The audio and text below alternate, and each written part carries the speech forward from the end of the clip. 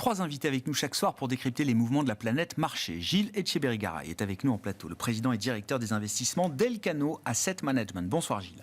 Bonsoir. Merci d'être là. Merci à Bertrand Puif d'être avec nous également en plateau ce soir. Bonsoir Bertrand. Bonsoir. Ravi de vous retrouver. Vous êtes gérant action internationale chez Fidelity. Et Vincent Chéniaud nous accompagne enfin. Bonsoir Vincent. Bonsoir. Merci beaucoup d'être là. Vous êtes directeur de la recherche de Generali Investment. C'est une semaine de réunion pour le Conseil des gouverneurs de la Banque Centrale Européenne. Ce jeudi en l'occurrence, Vincent, certaines décisions de politique monétaire sont plus difficiles que d'autres. Tous les observateurs et les spécialistes de la Banque Centrale Européenne semblent s'accorder sur l'idée que cette décision sera particulièrement difficile, peut-être la plus difficile depuis un an et le début de la campagne de hausse de taux en juin 2022. Est-ce que vous êtes d'accord avec cette idée-là et pourquoi ? Oui, en effet, décision difficile parce qu'on s'approche probablement de la fin du cycle de hausse des taux. La BCE considère qu'elle est désormais en territoire restrictif. La question est de savoir si la politique est suffisamment restrictive pour que, en effet, l'inflation rebaisse vers des niveaux acceptables. On sait que l'inflation, aussi bien totale que sous-jacente, hors composante volatile, reste supérieure à 5%. Donc c'est trop, il faut faire baisser cette inflation. Mais de l'autre côté, les nouvelles sur la croissance clairement se dégradent. La réalité est que depuis 3 trimestres maintenant, l'économie européenne ne croît plus, n'avance plus. Donc un ralentissement très net et des perspectives qui ne sont pas très réjouissantes si on regarde les indicateurs avancés. Et donc la BCE se trouve coincée dans cette situation où la croissance ralentit très fortement, le risque de récession est sérieux, mais de l'autre, l'inflation reste trop élevée. Elle est alimentée notamment par les salaires dans un marché de l'emploi qui certes commence à se calmer, mais reste globalement assez tendu. Et donc la BCE est prise entre ces deux feux. In fine, je pense qu'on est proche de la fin du cycle, mais la décision de jeudi est assez incertaine.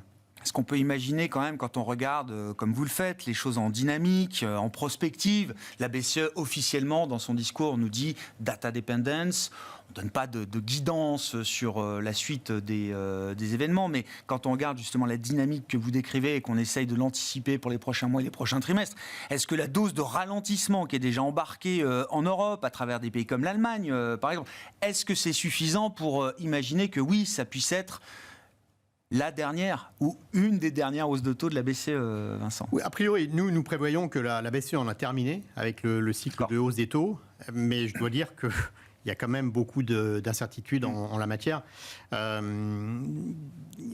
L'inflation reste trop élevée. Et notamment, les salaires contribuent à cette inflation. Alors, en plus, on a des phénomènes un peu exogènes qui interviennent, comme la hausse du prix des matières premières, le pétrole oui. surtout. Oui. Et en même temps, on a un euro qui baisse assez fortement. Alors, ça, c'est pas tout à fait exogène. Hein. Ça traduit une économie européenne qui sous-performe très fortement par rapport à l'économie américaine. Et ça, ce phénomène, pétrole plus 30%, plus un petit glissement de l'euro contre dollar, ça, à minima, ça reporte les perspectives de désinflation, ça les contrarie, ça les prend à revers. Oui, ça les contrarie. Il est assez inhabituel que le prix du pétrole monte et qu'en même temps le dollar monte. Et donc là, on a deux effets conjugués qui vont maintenir l'inflation totale sur des niveaux relativement élevés. Et comme l'inflation sous-jacente, elle, dépend pas mal des salaires et qu'à ce niveau-là, ça va prendre également du temps, la BCE n'est pas dans une zone de confort sur la baisse de l'inflation. Et on sait que c'est son objectif premier. Donc, elle est vraiment dans une situation difficile où, effectivement, on peut penser que le ralentissement et la baisse de la demande, in fine, feront baisser l'inflation. Mais faut-il être patient à un niveau où l'inflation reste très éloignée de son objectif de 2%? Qu'est-ce qui vous intéresse dans la stratégie des banques centrales en cette rentrée, en ce mois de septembre 2023, Gilles? Est-ce que pour la BCE, le risque de 25 points de base supplémentaires, c'est un risque important à ce stade face à la fragilité et la fragilisation peut-être de l'économie en zone euro? Oui, la BCE le vrai problème à la BCE, c'est qu'on a eu 5 à 6% d'augmentation de salaire et pas d'autres de productivité. Donc il y avait peut-être un peu de rattrapage, mais là il y a un vrai problème. Mais je dirais que le dilemme de la BCE, c'est le dilemme de la Fed. Et la seule fois où la BCE dans son histoire est allée au-delà de la Fed, ça a moyennement terminé. C'était avec Trichet en 2008. Voilà, 2011. Ouais, voilà. Celle de 2011. Alors. C'est la seule fois où quasiment la BCE est allée au-delà de ce qu'a fait. Vous dites le problème de la BCE, c'est la Fed, quoi. Partiellement. Enfin, il y a un problème sous-jacent à l'économie européenne où effectivement on a quand même des hausses de salaire très importantes par rapport à une productivité qui est en panne. C'est un peu aussi le cas aux États-Unis. Mais quelque part, elle est aussi, la Fed étant en incertitude, la BCE n'ose pas sortir toute seule devant. Elle sait que la dernière fois, c'est mal terminé. Donc, elle aimerait bien savoir si aussi les Américains qui ont le même dilemme. Je dirais, si ce n'est que le problème américain. Le problème européen, c'est plus un problème de productivité et d'environnement, plus la guerre. Aux États-Unis, c'est plus le rôle de la politique budgétaire qui est venu contrarier violemment, je dirais, la politique monétaire, qui plus ou moins arrivait à faire son effet. Je pense qu'on avait trop d'ambition en termes de soft landing, mais quand même, on voyait qu'ils avaient redressé la barre. Et puis derrière, il y a eu le déluge budgétaire Bidenomics. Et là, derrière, on a remis un coup dans une économie qui était déjà quand même sur 7-8%. L'économie US va faire plus que la Chine en 2022. Et on a un niveau de déficit budgétaire qui a augmenté dans une économie qui marche aussi bien. Ça, c'est du jamais vu en termes de mix. On avait un mix effectivement très restrictif dans les années 2010 qui contrebalançait des politiques monétaires qui étaient extrêmement offensives. Et là, on est passé quasiment en inverse. On a des politiques budgétaires qui viennent encore rajouter donc qui viennent contrarier des politiques restrictives. Ça, c'est le cas aux États-Unis. Voilà. C'est pas le cas en Europe. C'est moins le cas en Europe. Même si je veux dire, les ajustements budgétaires ont été quand même beaucoup moins stricts post-Covid. Non, mais les trajectoires publiées pour l'an prochain par les gros États nous montrent que un État comme l'Allemagne, 2024-2025, on revient dans les clous, quoi. On revient dans les clous, mais ça a été beaucoup moins... Les clous européens. Oui, mais la trajectoire budgétaire post-Covid a été beaucoup moins stricte que la post-2008. Je veux dire, post-2008, on n'a pas refait cette erreur-là. Voilà, on a été quand même dans... d'accord. Mais on revient beaucoup plus vite dans le rang que ne le font les États-Unis aujourd'hui. Oui, de toute façon, il n'y a pas de commune mesure. Les États-Unis ont la monnaie référence, enfin, la monnaie... voilà. Mais mais ça explique aussi des écarts qu'on peut observer d'ailleurs sur les marchés, voilà, j'imagine. Tout à fait. Ouais. Et donc, je dirais que la Fed a un problème budgétaire. L'Europe a plutôt un problème aussi de choc d'importer. La Chine ne va pas bien et c'est comme le client numéro 1 de l'Europe. C'est aussi ça, il faut en tenir compte. Et dans les PMI, dans la situation d'Allemagne, on a tout ça. Donc, ils ne gèrent pas le même choc. Un a plutôt un choc de demande négatif, l'autre a plutôt un choc de demande positif. Mais ils sont tous les deux dans le même arbitrage entre inflation trop importante, risque sur la croissance et productivité au milieu qui n'est pas génial. Bon, ça a été un des phénomènes de l'été, quand même, des taux longs, et d'ailleurs qui restent sur les niveaux qu'on a pu atteindre. Alors c'est des 4,30 sur le 10 ans américain, 2,65 et plus pour le 10 ans allemand. Il y a quand même eu aussi un petit repricing de ce côté-là. Enfin, le marché obligataire s'est un peu familiarisé avec l'idée que les taux allaient peut-être pas rebaisser aussi vite que ce qu'on pouvait encore imaginer il y a quelques mois, Bertrand.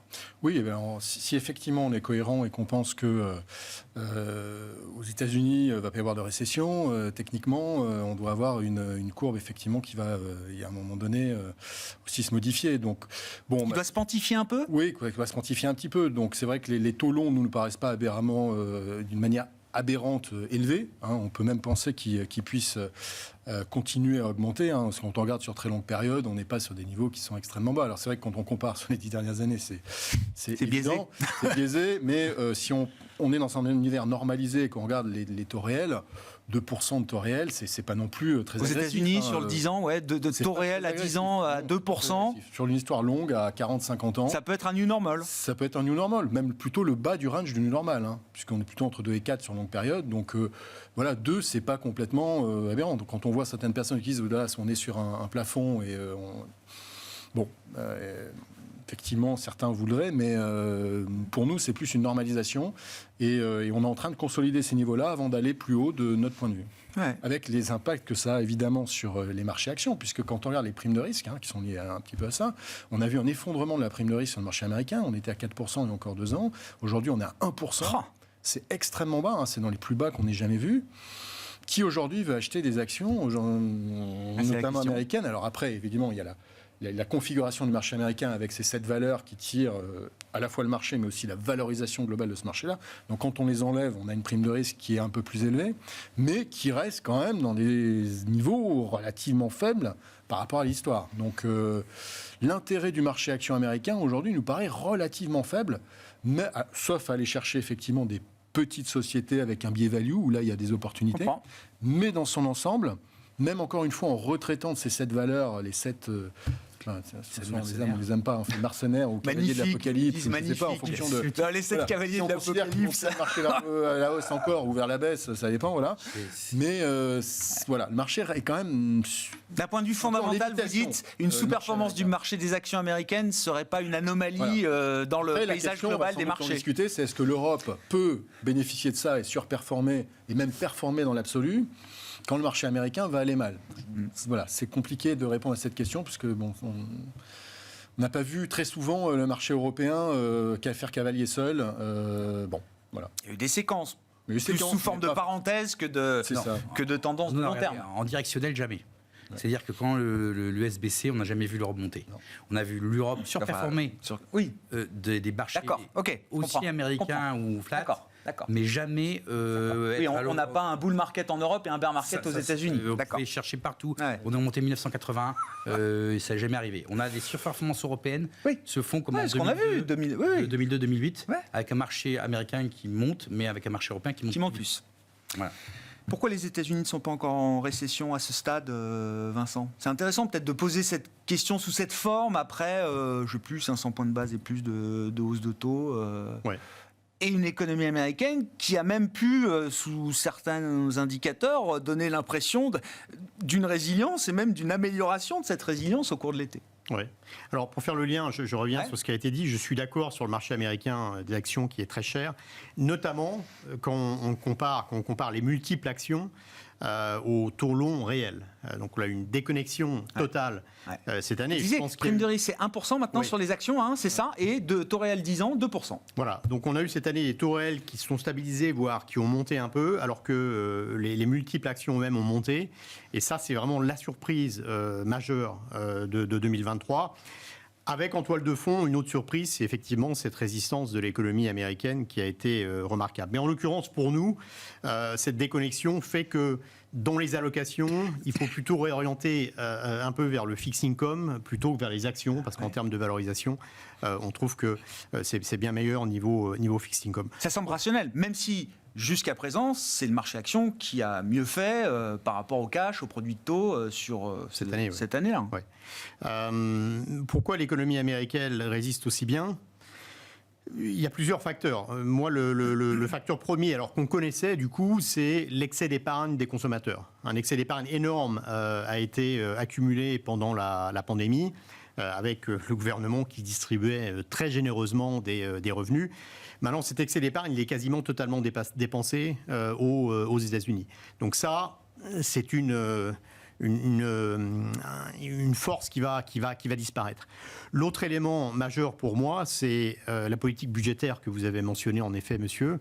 La politique budgétaire a été très expansionniste aux États-Unis. Le déficit fédéral américain sur l'année fiscale en cours, qui s'achève à la fin de ce mois, va être environ le double de celui de l'année fiscale précédente. Donc environ 2 000 milliards contre 1 000 milliards. Alors, il est assez difficile de mesurer l'impact que ça peut avoir sur l'économie, mais clairement, effectivement, ça a joué contre la Fed, ça rend le travail de la Fed beaucoup plus difficile parce que ça soutient la demande. Et une partie de ces dépenses vient, ou de moindre rentrée fiscale, vient des plans successifs de Biden, les fameux Bidenomics, notamment l'IRA, avec des crédits d'impôt aux entreprises. Et on voit notamment que les entreprises investissent. Si vous regardez notamment les dépenses en construction industrielle, très forte hausse aux États-Unis. Donc on voit l'impact de cette politique vraiment proactive qui contribue à soutenir la croissance. C'est vertical. Les dépenses de construction industrielle, comme vous dites, c'est les usines de batteries, de semi-conducteurs. C'est vertical. Malheureusement, ce qui est vertical et dans l'autre sens en Europe, c'est par exemple la production industrielle en Allemagne dans les secteurs qui sont énergivores. Donc là, on a un effet Vous prenez les ciseau deux extrêmes, là. qui est C'est quand ça. même, oui, mais c'est quand même, c'est bien quand même sûr. très, Oui, c'est très une comparaison à avoir en tête. pour l'Europe, avoir en tête. L'autre facteur aux États-Unis, c'est probablement que l'effet taux est un peu plus lent, un peu plus dilué que par le passé, notamment parce que pendant Covid, aussi bien les entreprises que les ménages ont augmenté à des taux extrêmement bas. Si vous regardez le taux hypothécaire moyen sur l'encours de dette aux États-Unis, aujourd'hui on a 3,60. Alors que si vous voulez emprunter aujourd'hui à 30 ans, sur l'hypothécaire américain, vous êtes en moyenne à 7,50. Donc le gap est absolument du jamais vu. Et donc ça met du temps à se répercuter sur... Ça sur bloque le l'économie. système. Ça rend pas la transmission fluide aux États-Unis, en tout cas peut-être moins qu'en Europe. Mais moins que par le passé, certainement. Ouais. Ouais. Et ces facteurs-là, on peut les prolonger encore un peu. Combien de temps? C'est la question, hein, parce qu'on cesse de reporter depuis, je sais pas, plus de 2 ans maintenant. Absolument. L'idée de la Alors, récession aux après- États-Unis, est-ce qu'elle est toujours là dans un coin de la tête ou est-ce Après- qu'on passe à autre chose? A priori, ces facteurs-là sont en train de s'épuiser, notamment l'excès d'épargne, comme je le disais, a disparu. Alors en plus, il y a les questions du remboursement des prêts étudiants aux États-Unis, qui va également limiter le pouvoir de frappe des consommateurs. La politique fiscale a regardé de très près. La politique fiscale a joué un rôle majeur. Là, on va commencer l'année fiscale suivante, donc le 1er octobre. Il faut que le Congrès vote une loi de dépenses. Si elle n'est pas votée, on a un shutdown, avec les conséquences négatives qu'on connaît sur la croissance. Mais même si elle est votée, on peut penser que les Républicains vont imposer certaines restrictions dans les dépenses et donc que le déficit va commencer à se stabiliser au moins. Mais si le déficit se stabilise, au moins on perd cette impulsion qu'on a eue au cours des 12 derniers mois qui a été très puissante. Sur la situation américaine, peut-être encore un mot. La force du dollar qu'on observe encore aujourd'hui, qui remet de la pression sur des devises émergentes, sur le yen japonais, qui pousse les autorités à des interventions pour l'instant vocales, qui seront peut-être pas soutenables d'ailleurs dans le temps. On s'habitue à l'idée d'un dollar fort, ou est-ce qu'on peut imaginer quand même, à un moment c'était quand même la grande idée de la baisse du dollar, hein. On l'a tous eu, ou en tout cas on l'a tous entendu, Gilles. Oui. Déjà, juste pour une petite remarque, je lisais l'année dernière 100% du consensus Bloomberg donnait 100% de récession imminente en septembre dernier. Et je dirais que pour moi, pour répondre, la politique budgétaire, c'est un du jamais vu. Et c'est vraiment, en plus, c'est du keynésianisme pur. C'est la construction. Donc il ne faut pas sous-estimer cette force-là, y compris moi, pour 2024. Voilà, c'est ça qui a été quand même... Année d'élection, on le rappelle au passage. Voilà, mais ça a été fait pour. Pour répondre à la question sur le dollar qui est un peu connecté, je dirais 2 choses. Un, on a beaucoup lu les BRICS, la dédollarisation de l'économie, c'est quelque chose qui n'a aucun sens. On voit encore Lavrov avant-hier qui se plaignait, les Russes ont autorisé les Indiens à payer en roupies le pétrole.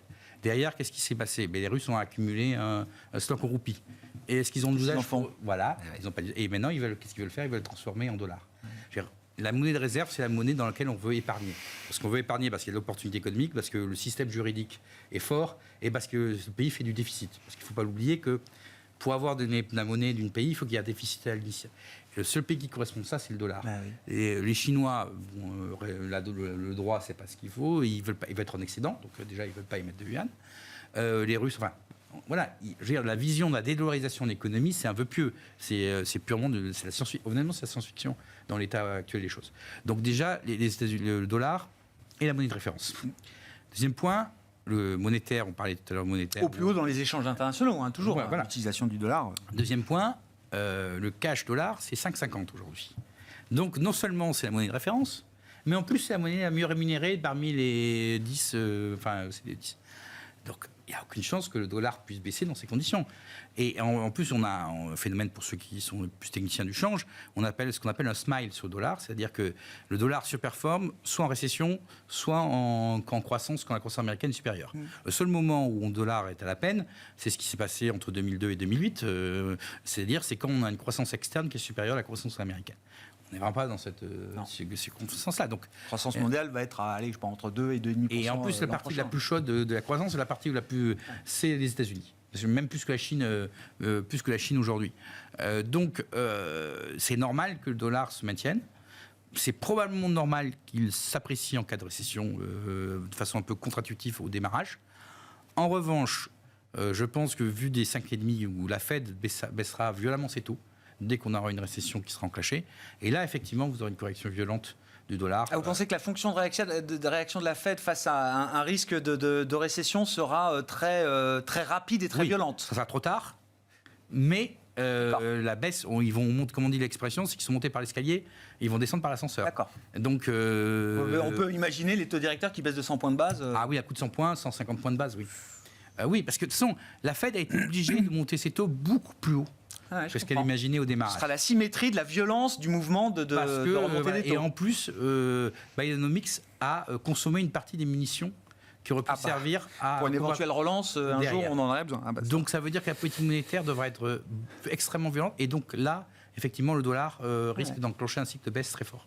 Bertrand, vos commentaires, et puis je veux bien qu'on revienne un peu sur la logique de marché, des marchés actions. Le marché américain est cher, quand on regarde les écarts de primes de risque par rapport au marché obligataire et par rapport aux produits de taux. Je voyais aussi en Europe, là, alors on a eu quand même cette sous-performance du luxe qui s'installe depuis quelques temps. Vous avez peut-être plus l'habitude que moi, mais LVMH a déjà perdu près de 20% par rapport au pic de juillet, en 2 mois.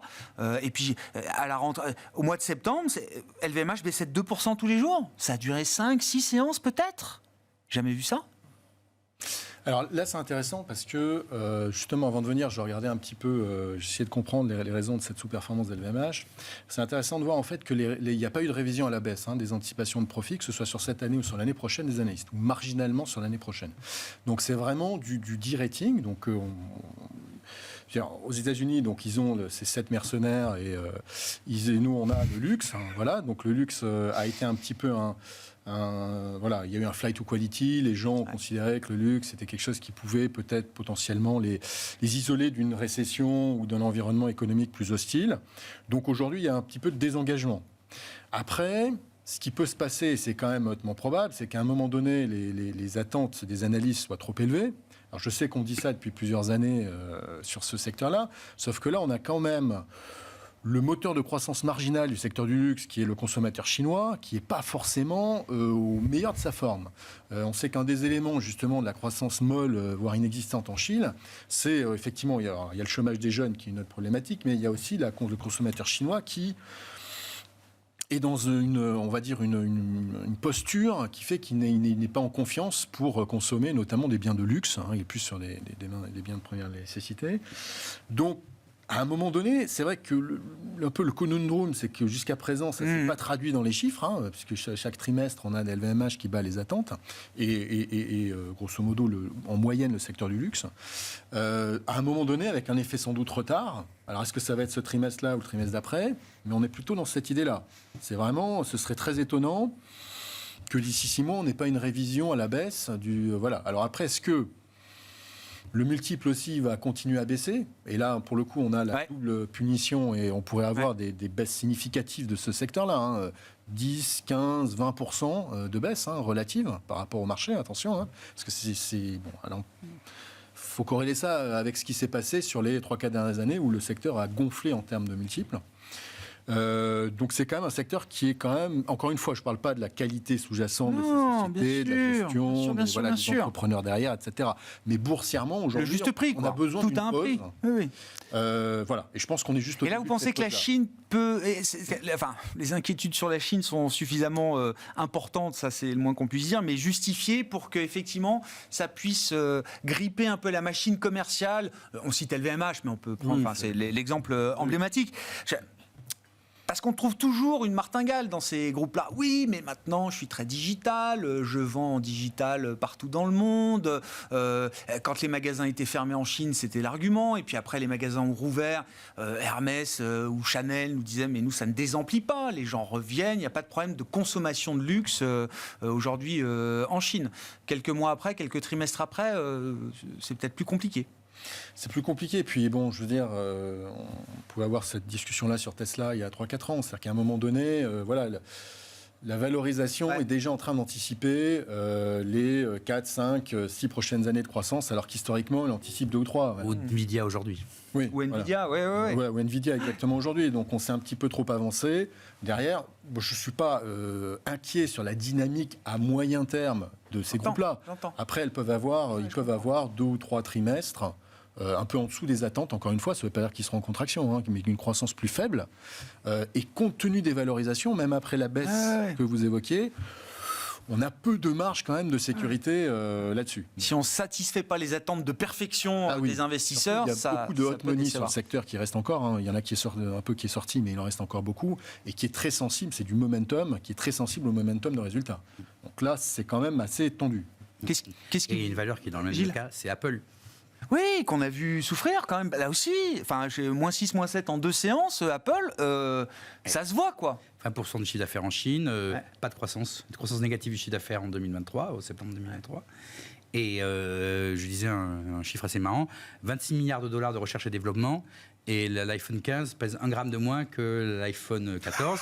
Et disons que donc l'iPhone 186 pèsera 0 gramme ou 1 gramme. Voilà. Non, mais je veux dire, c'est comme dans les semi-conducteurs. Tout ce qu'il faut mettre comme argent en investissement pour aboutir à des améliorations à la marge, effectivement, je pense qu'on est à un stade où dans la tech, globalement, il va faire une pause, compte tenu des valorisations et de ce qu'ils peuvent effectivement apporter de productivité. Je sais pas, vous oubliez un petit truc qui s'appelle l'IA générative qui anime. Non mais attends, qui anime non seulement le marché, mais je veux dire, toutes les entreprises dans le monde regardent ce qu'elles peuvent améliorer dans leur stratégie, dans leur fonctionnement avec ces outils-là. Je dis pas qu'elles se sont accaparées ces outils. Ce sera peut-être d'ailleurs quelque chose un chemin très très long.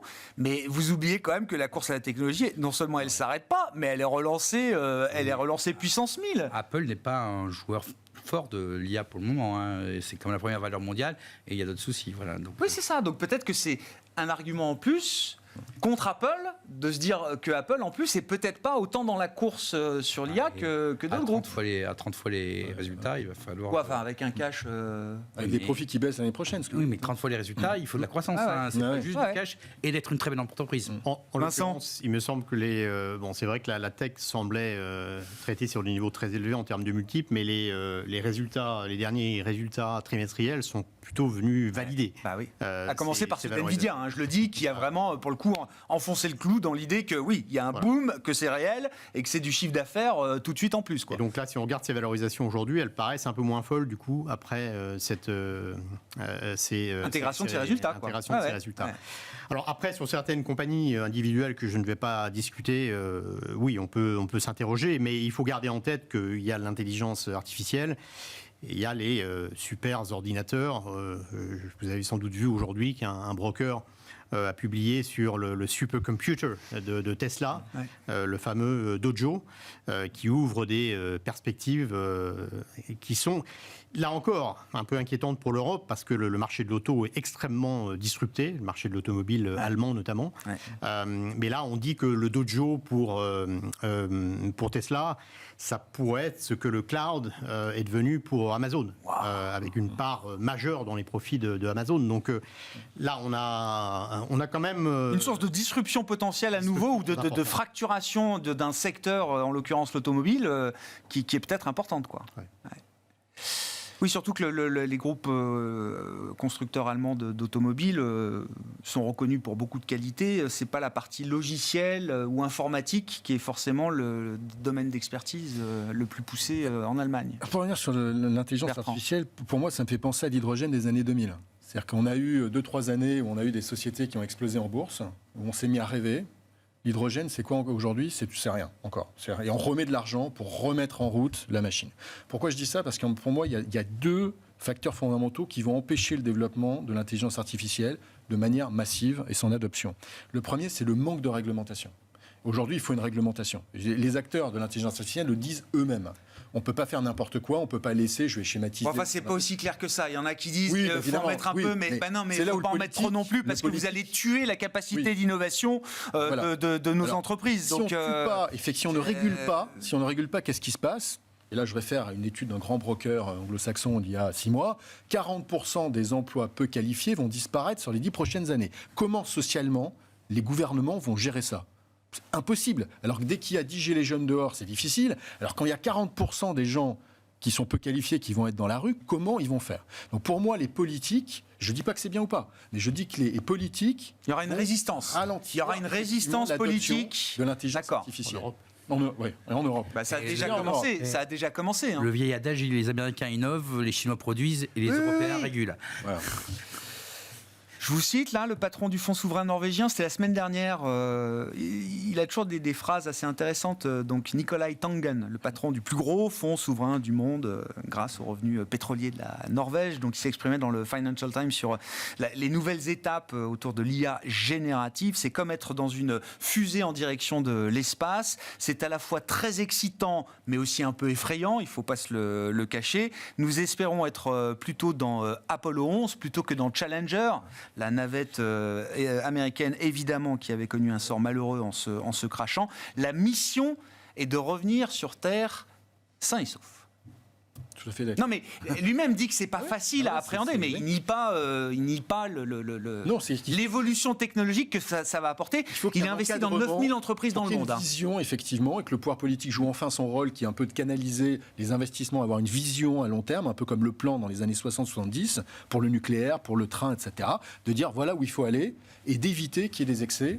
Et là que ça déborde. C'est l'État qui va dire à Tesla ou à Google ou à ça Microsoft, devrait aux ingénieurs. Non, mais En Europe. On parle de l'Europe. Là, Ah bah ouais. Oui, malheureusement. Bon, enfin, le problème, c'est qu'effectivement, l'Europe régule et est-ce que l'Europe innove Je pense que les Américains et les Chinois, pendant ce temps, avancent. Moi, je pense au contraire, ça va remettre en Europe. Moi, je pense qu'aux États-Unis, ça va même remettre en question toute la grande idée qu'on avait à l'arrivée de Joe Biden. Les GAFAM, vous allez voir ce que vous allez voir. On va les couper en deux. On avait nommé, je ne sais plus quel département de la justice. Non, mais je pense que la nouvelle course à l'IA va complètement reporter cette idée de se dire est-ce que c'est le moment d'affaiblir les groupes qui sont les seuls au monde capables de rivaliser avec les Chinois sur de la recherche en intelligence artificielle. Il y a une action antitrust contre Google qui a démarré il y a 15 jours. D'accord, oui. Plus. D'accord. Google est toujours Google. Oui, mais, il y a quelque chose d'un peu sérieux qui a démarré. Aux États-Unis. Oui. D'accord. Contre Google, oui. Ça a été, je crois, il y a 10-15 jours. Donc ils vont découper Google, là, au moment où la course à l'intelligence artificielle est en train de prendre un essor sans doute historique et inexorable. C'est un monopole de la publicité déguisée en moteur de recherche. Enfin, voilà. Ils ne savent pas faire d'intelligence artificielle. Si, ils savent faire, mais le fait de découper Google est une autre problématique parce qu'il y a un vrai monopole de l'achat et de la vente. Donc, normalement, il y a eu la loi antitrust. Comme Standard Oil dans les années 20, voilà. Il faut démanteler à un moment donné. Il faut, Donc, il n'y avait pas la même compétition mondiale. Hein. Non, mais attention, aux États-Unis aussi, il y a des gens qui sont pénalisés par le monopole de Google. Je veux dire, toutes les agences de publicité, tout ça, il y a quand même il n'y a pas, voilà, donc c'est quand même un risque, en particulier Google, je pense, qui est le monopole le plus évident. Enfin, il essaie de le planquer le mieux possible, hein, mais au cœur des résultats, il y a quand même cette position de monopole. On verra, parce que c'est quand même un domaine où la Chine a des atouts à faire valoir, visiblement, même si tout ne va pas bien en Chine aujourd'hui. Vincent, c'est le moins qu'on puisse dire. Enfin, s'il y a un sentiment qui était déjà pessimiste et qui semble s'être encore renforcé en cette rentrée, c'est celui qui entoure la Chine. Est-ce que la Chine va aussi mal que les indicateurs macroéconomiques, aussi peu fiables soient-ils, qui sortent de Chine aujourd'hui ? La Chine fait face à des problèmes structurels, notamment un excès d'entêtement. Donc on parle du risque de japanification. Donc c'est sûr que la croissance continue de décevoir et la réponse de politique économique n'a pas forcément été à la hauteur de ce que les investisseurs anticipaient ou espéraient. Bon, ceci dit, les chiffres de ce week-end sont plutôt un peu rassurants dans le sens où il semble que le risque de déflation soit un peu moins fort. Des nouvelles mesures également ont été apportées, notamment pour soutenir la devise, mais également le secteur immobilier, le secteur de la construction. Donc, voilà, je pense qu'on a beaucoup de mauvaises nouvelles en Chine. C'est sûr qu'ils font face à un ralentissement structurel de la croissance. C'est sûr également que le pouvoir a été beaucoup moins réactif que ce qu'on a eu dans les crises passées, parce que je pense qu'il y a une attention particulière aux problèmes structurels d'excès de dette, mais également à la compétition internationale, à la situation géopolitique où la Chine veut assurer son indépendance. Donc c'est pas forcément la croissance à très court terme qui compte. Donc la réponse n'a pas été aussi puissante. Mais Voilà, je pense qu'on a quand même pas mal de mauvaises nouvelles d'anticiper, de pricer pour ce qui est de la Chine aujourd'hui. Oui, ça se voit dans la valorisation des marchés actions en Chine. Hein. Gardez la parole pour un dernier tour de table, Vincent, sur la logique d'investissement. Est-ce qu'il vous paraît encore intéressant ou toujours intéressant en matière d'investissement sur les marchés globaux aujourd'hui ? Dans le cadre du ralentissement global, encore une fois, qui est très différent selon les zones géographiques, mais même aux États-Unis, on voit que les indices de surprise économique commencent à piquer du nez. Si on regarde les PMI, on voit que les PMI dans les services commencent à baisser très sensiblement. Le secteur manufacturier reste, lui, déprimé. Donc je pense qu'on a un ralentissement global et que les États-Unis vont finir par ralentir. On voit une variation de PIB négative aux États-Unis au 4e trimestre ou au premier trimestre.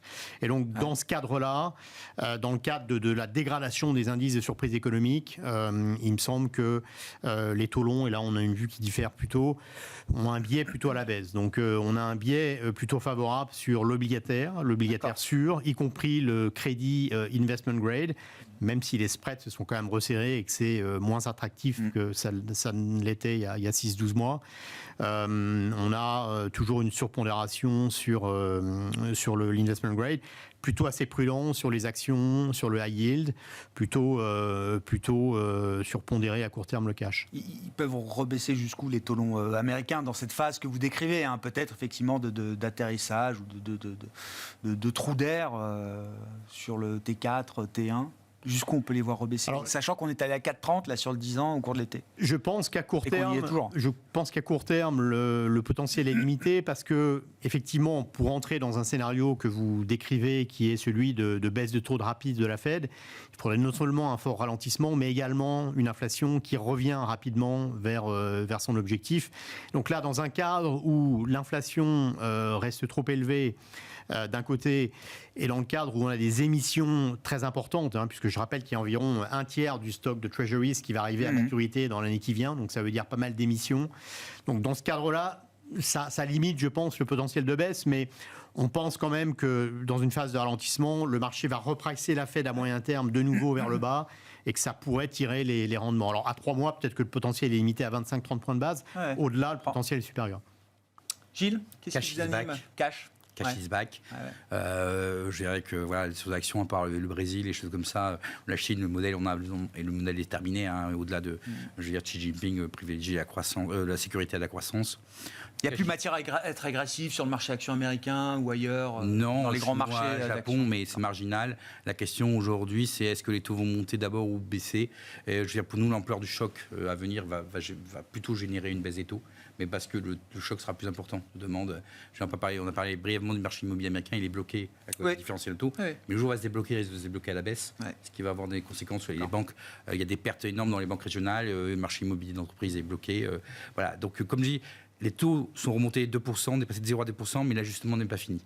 Et notre thèse, c'est que cet ajustement va continuer en 2024, pas là où ça s'est fait, donc pas sur les taux, pas l'investment grade, mais pas le cash, mais là où l'ajustement ne s'est pas encore fait, les actions à travers la prime de risque, et le non-coté qui va déguster en 2024, parce que jusqu'à présent, on priait pour que les taux rebaissent, ça ne se fera pas, et donc il va falloir ajuster les prix du non-coté. Ça a commencé, hein. De quoi ? D'ajustement du non-coté ? Oui, des histoires et des anecdotes, des portefeuilles qu'on retrouve à moins 30 ou moins 40, ça se voit sur le secondaire aujourd'hui. Oui, private equity, c'est un peu, ça a à peine commencé.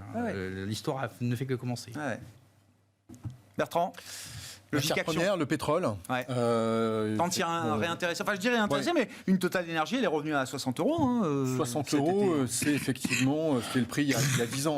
Donc on est. C'est une décennie perdue. Donc sur le pétrole, donc là il y a un potentiel hors capitalisation du rendement, etc. Mais je suis d'accord. Il y a quand même un rattrapage potentiel très important. Je veux dire, on voit bien que l'Arabie Saoudite contrôle le marché du pétrole. Ils ont plus les 3/4 des swing capacities, donc c'est eux qui font le marché. Les autres ont tellement sous-investi qu'ils n'y arrivent pas. Les majors, elles, pour des questions éthiques, ESG, ne veulent pas investir ou investissent le minimum pour maintenir la production et elles investissent fortement à côté pour monter en puissance sur le renouvelable. Donc, on est dans un environnement qui n'a jamais été aussi favorable sur le pétrole. Alors après, il y a des éléments ESG qui capent un peu la valorisation des titres en termes de multiples, qui à un moment donné pourraient évoluer d'ailleurs, hein, puisqu'il y a une réflexion aujourd'hui de l'ESG sur ce secteur pétrolier en disant pourquoi ne pas favoriser les sociétés pétrolières comme Equinor, par exemple, on parlait de la Norvège, hein, qui réinvestissent les 2 tiers de leur cash flow dans les renouvelables, par rapport à d'autres comme Royal Dutch Shell ou BP qui font pas. Et puis même dans les équipementiers pétroliers, on s'aperçoit que les tubes de Vallourec, oui, c'est pour faire du schiste, mais c'est aussi pour faire des centrales ou faire des énergies propres ailleurs. Hein. Les bateaux aussi de Technip ou Subsea 7, on peut utiliser pour installer du vent offshore. Donc voilà. Donc il potentiellement est. Mais même s'il n'y avait pas ça, la dynamique de profit nous semble sous-estimée aujourd'hui par le marché parce qu'on ne croit pas au pétrole qui reste à 85 ou 90 dollars. Pour nous, c'est qu'une étape et on pourrait voir le pétrole d'ici 6 mois franchir la barre des 100 dollars. Parce que de toute façon, on a aussi une inflation dans les services qui fait que de toute façon, pour maintenir leur marge, tous ces pétroliers, en particulier les pays pétroliers, hein, les National Oil Company, ont besoin d'avoir un prix du pétrole qui structurellement monte. Et comme la déconnexion entre l'offre et la demande leur est favorable, et qu'il y a une grosse discipline au sein de l'OPEP, encore une fois, on a vu même la Russie a rencontré une grosse partie. Visiblement, en fait, depuis cet été, effectivement, ils jouent le jeu des réductions. Alors qu'ils ont potentiellement besoin de devises pour financer la guerre. Voilà. On trouve que c'est plutôt un secteur qui est mal pricé en bourse. Bon. Pour l'instant, le marché pétrolier est en déficit d'offres, en l'occurrence avec une consommation mondiale de pétrole qui est au plus haut historique, toujours. Merci beaucoup, messieurs. Merci d'avoir été les invités de Planète Marché ce soir. Bertrand Puif, Fidelity, Vincent Chéniaud, General Investments et Gilles Etcheberry-Garay, Elcano Asset Management.